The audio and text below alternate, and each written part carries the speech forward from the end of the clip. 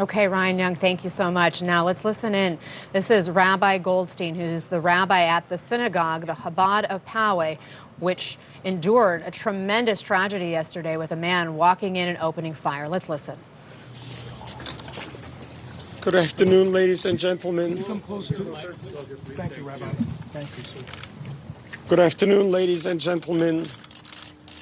We are here together, standing on sacred property, a synagogue, a house of prayer, where 24 hours ago saw terrorism in the worst of ways. Yesterday was the last day of Passover. Passover, we celebrate our freedom, our independence from slavery.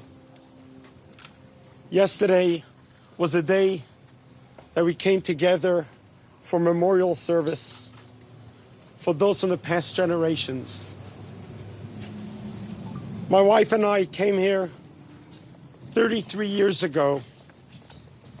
This was an empty piece of land. I was 24 years old, she was 20 years old. We dedicated our life to do good for humanity.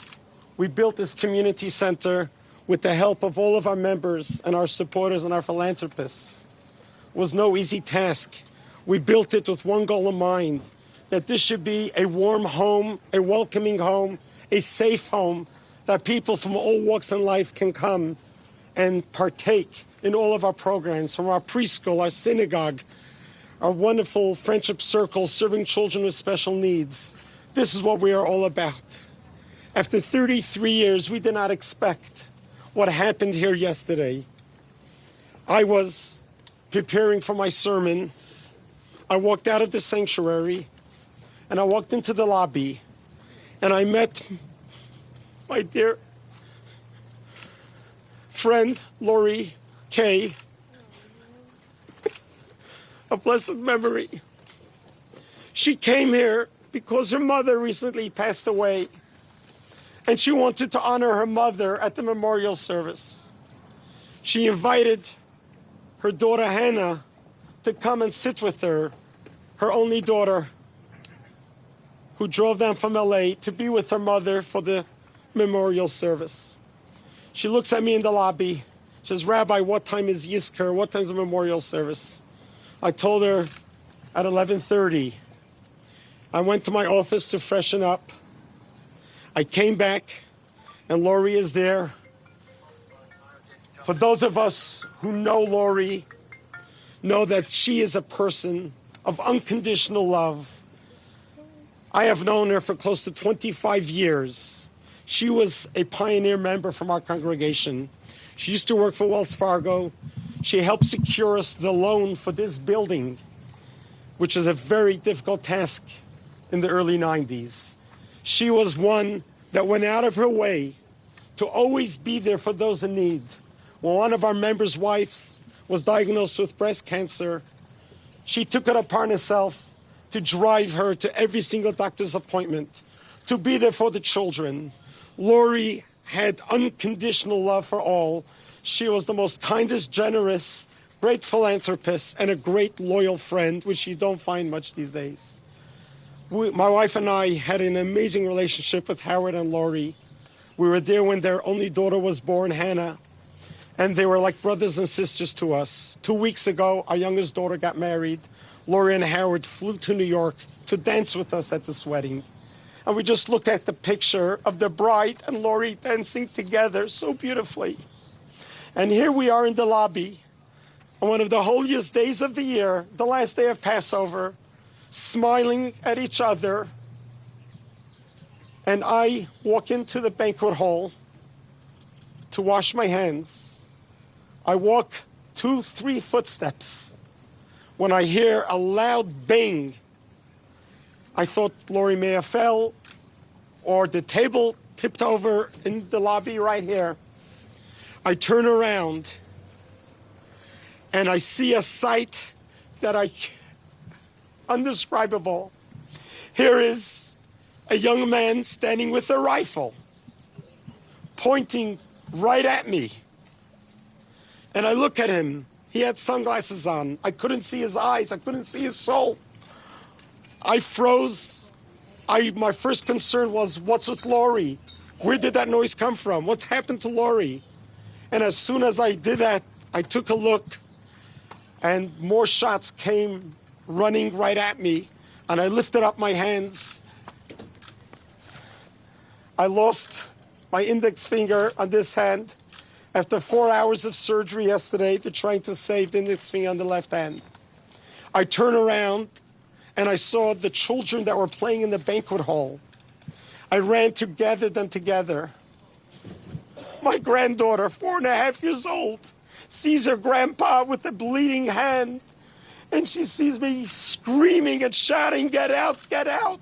She didn't deserve to see her grandfather like this. I ushered all the children out. Mr. Almog, Israeli war veteran, who's only too familiar with these types of scenes, ran into the banquet hall, gathered more children. He got a bullet in his leg, risking himself to save the children. And little Noah Dahan was hit by shrapnel in her leg and very close to her eye. And thank God Almog is well, and Noah has been discharged from the hospital, and they are in recovery. Miraculously, just miraculously, the gun jammed. And in attendance at the synagogue, there was a Border Patrol off-duty agent, Mr. Jonathan Morales, who recently discovered his Jewish roots. He would travel 3.5 hours from El Centro to pray with us at our shul, at our temple. He felt great camaraderie here. He felt this is his house of worship. And many of times I would say, Jonathan, you work for the Border Patrol. Please arm yourself when you are here. We never know when we'll need it. As soon as the gun jammed and as soon as the shouting was going on, he jumped up in pursuit. Oscar Stewart, a former soldier, jumped into action. He tried to tackle down the gunman. The gunman just exited, ran away, got into his car. This is all I understand from hearsay. I didn't see it. And Jonathan pursued him and was able to discharge his weapon and got the car a few times. After the shooter left, this terrorist left, I turned around to assess the situation. And I walk into the lobby, and I see Lori laying on the floor unconscious. And her dear husband, Dr. Howard Kay, who's like a brother to me, is trying to resuscitate her. And he faints, and he's laying there on the floor next to his wife. And then the daughter Hannah comes out screaming, "Daddy and Mommy, what's going on?" This is the most heart-wrenching sight I could have seen. I was frozen in time. I grabbed a prayer shawl, wrapped my arm, my fingers with it, that was just hanging, dangling, and bleeding all over the place. My congregation was gathered outside here, and I said, I got to do something. I got up on a chair right there, and I looked at our congregation, and I said, Am Yisrael Chai. We are a Jewish nation that will stand tall. We will not let anyone or anything take us down. Terrorism like this will not take us down. We just came from Passover.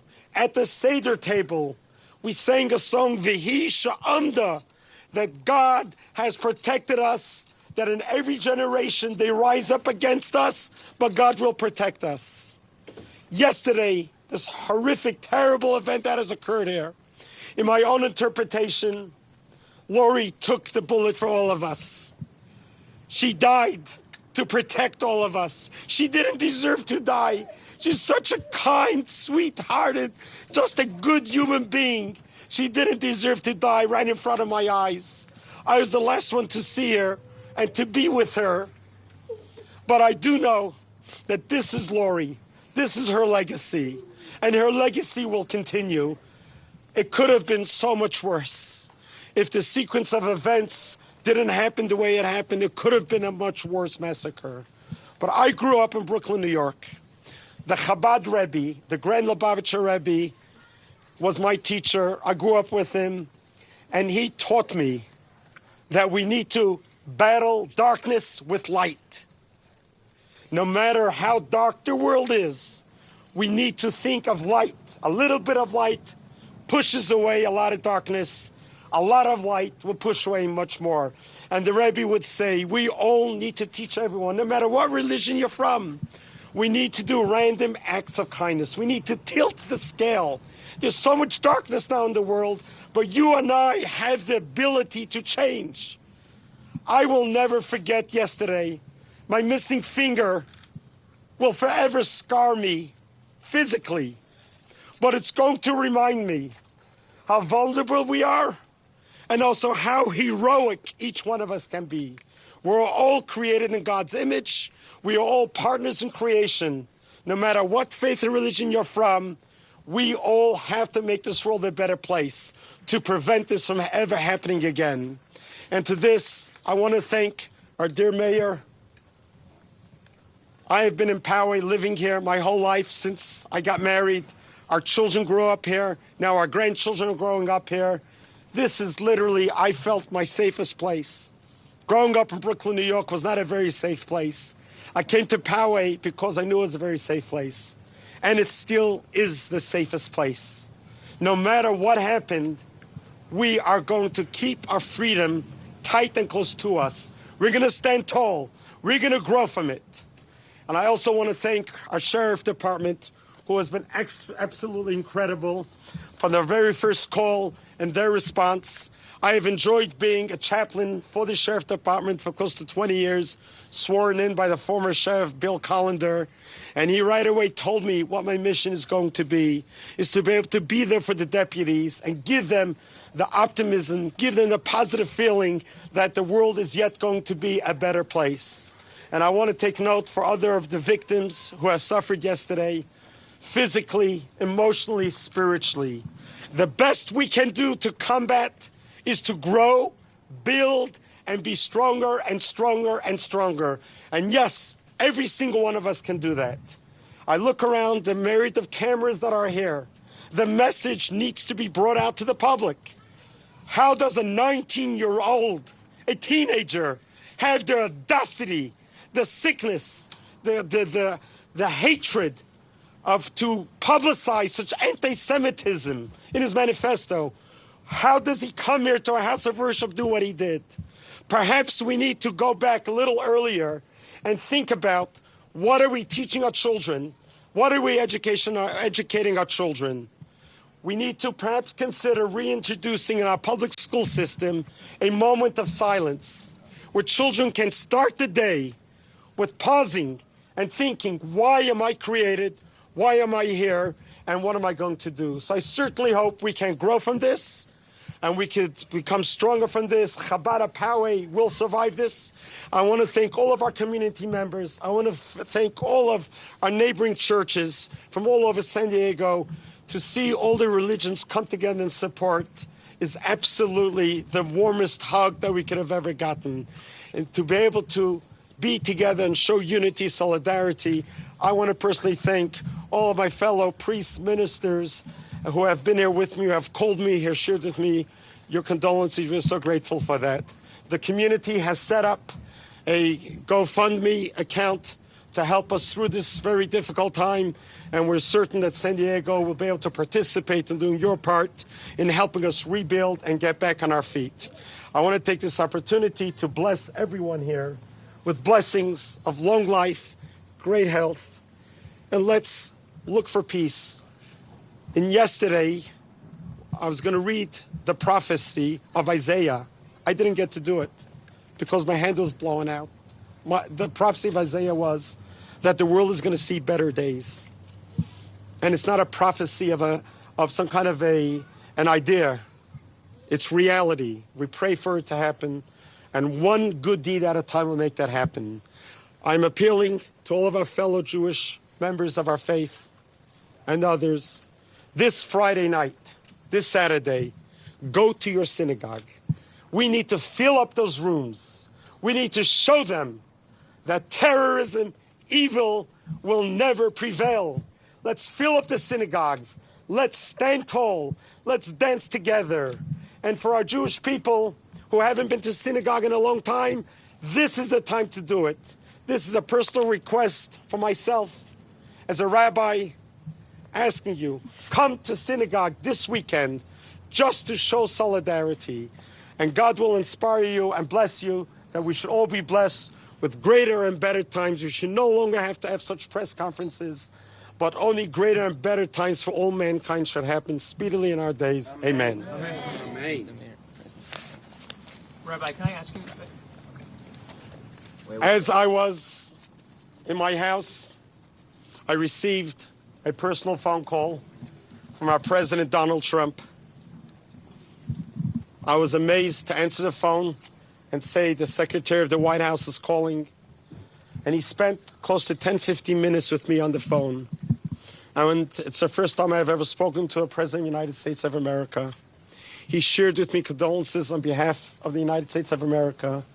And we spoke about the moment of silence. And he spoke about his love of peace and Judaism and Israel. And he was just so comforting that I'm really grateful to our president for taking the time and making that effort to share with us his comfort and consolation. And I'm open for any questions. You said before that this could have been much worse. Can you expand on that? Well, is this the idea that the gun had not jammed? I mean, well, I'm not an expert in this field, but for what I have observed, that he was standing right there in the lobby. He was aiming at me in the banquet hall, but he could have as easily turned left, gone into the sanctuary where the seats were full for the memorial service, and he could have just used all of his clips that he had, and it could have been such a bloodbath. I don't even want to fathom to think about how that would be, but that's... I think we're going to try to wait with the questions till the end. We're going to hear the comments, and then at the end, if there's time, we'll take some questions. thank you, Rabbi. Sure. I'd like to ask our sheriff representative to please share with us. Hello, my name's Jeffrey Duckworth. Hi, I'm Jeffrey Duckworth. I'm the captain here for the City of Poway Sheriff Station, and our hearts go out to your congregation. We will be conducting extra patrols in around not only the synagogue, but all of the religious establishments in our city, and be reaching out to all of our people in the city and assuring them that we're here for them. And we appreciate being here and being able to help serve. And that's what we're here for, and we're sorry for your loss. Thank you. Has the gunman been charged? I'm not going to talk about anything going on right now. The Sheriff's Department Homicide Unit is in charge of the investigation, and any press releases that they send out, we'll let them do that. Okay? Would you be Rabbi, we cannot live in fear. That's what you want people to know. Absolutely. Absolutely. Rabbi, you came face to face with the shooter. Did he say something to you? Did you say something to him when he entered? Okay, 1 second. I'm going to ask our mayor. Just please hold your question. Our mayor, please.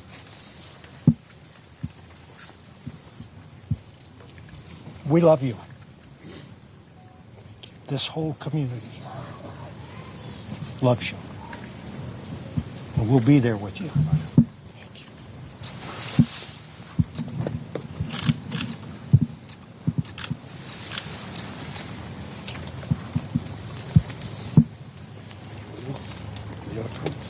Any other comments?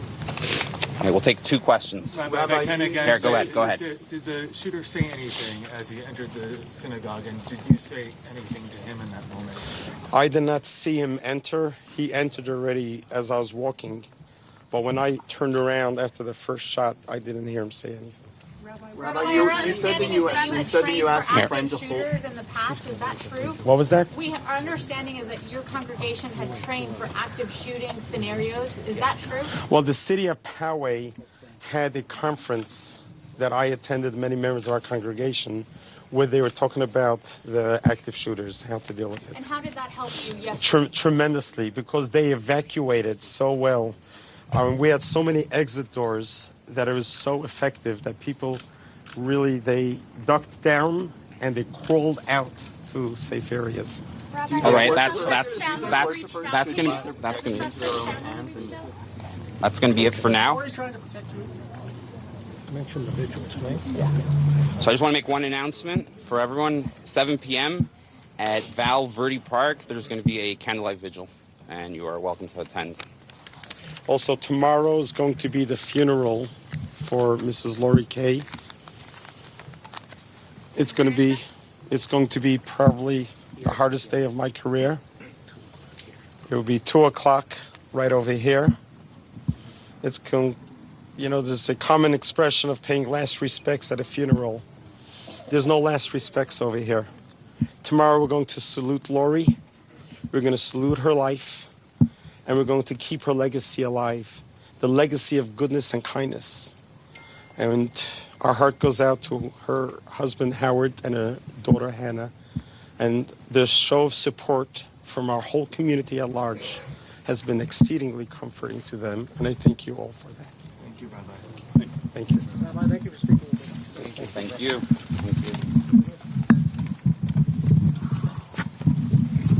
Hey there, sorry, I got back with you. Wow. Powerful message from Rabbi Yisrael Goldstein, who described what happened just 24 hours ago, a little bit more than 24 hours ago, when a gunman entered the synagogue, the Chabad of Poway, this building he established and built 33 years ago. And he described coming face to face with that man, but he spent most of his time talking about the bravery of so many other members of his congregation, including Lori Kay, the woman who lost her life. And he said Lori took the bullet for all of us. He, you could see, was injured, both of his hands bandaged. He lost one of his fingers. He could still lose another. And he said that missing finger is going to be a reminder of just how vulnerable we all are and how brave we all are. And he did talk about his message for his congregation.